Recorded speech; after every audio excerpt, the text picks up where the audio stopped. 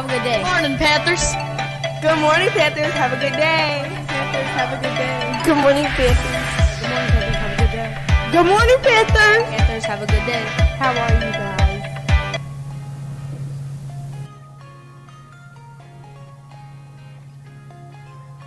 Good morning, family. I'm Alex. Hey, Panthers, and I'm Ellie. Today is Thursday, March 21st. Today is a B-Day. Today's win time is 8A, Block 4. Please stand and join me for the Pledge of Allegiance. Please remain standing for the moment of silence.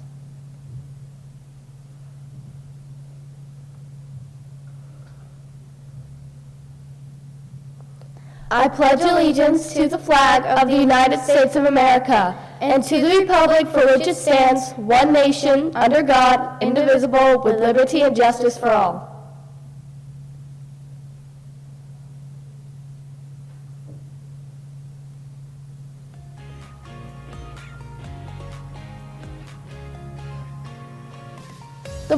The forecast for today is mostly sunny with a high temperature of 65 degrees. There is no chance of rain today. The moon phase is a waxing gibbous. According to National Today, today is National Teenager Day. National Teenager Day is a day set aside for teenagers to know how important and valued they are, and to give society a chance to better understand them. Students at SMS told us if they would rather be a teen or an adult.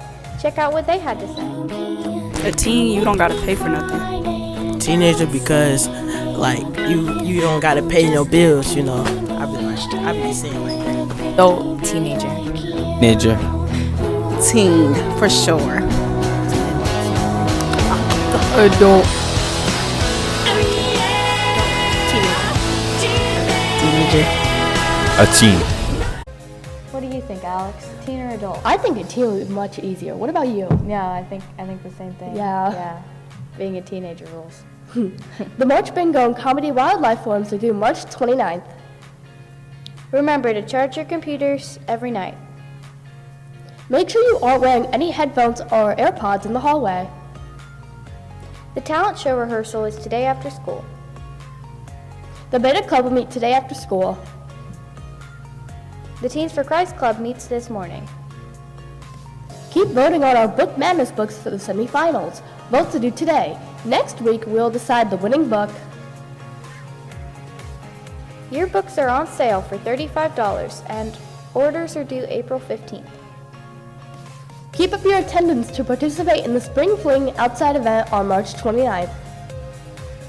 Be sure to check the Panther Press to register for spring break clubs. Teachers, please send your middle school photos to Miss Hammock by March 29th. Whose photo do you want to see? Oh, I don't know. I feel like they'd all be pretty fun to guess. What about you? I personally would love to see Mr. Gold. You should definitely send yours in, Mr. Gold. Oh yeah, that would be great. Please send in your pictures. We'd love to see. Kidwin Art Contest entries are due tomorrow. Today's Panther Spotlight is Braden Peppers. Mr. Rice nominated him for his near perfect in 98 history class. Braden is a smarty. He does everything that is asked of him and more. Way to go, Braden. Let's see what the cafeteria will be serving for lunch today.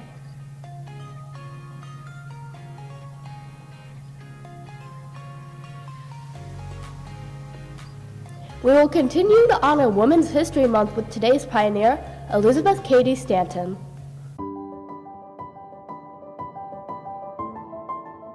In the spring of 1840, 24-year-old Elizabeth Cady Stanton was preparing to go aboard the Montreal to sail to London with her new husband, Henry Stanton. They were among 40 Americans who were traveling across the Atlantic to attend the World Anti-Slavery Convention in London.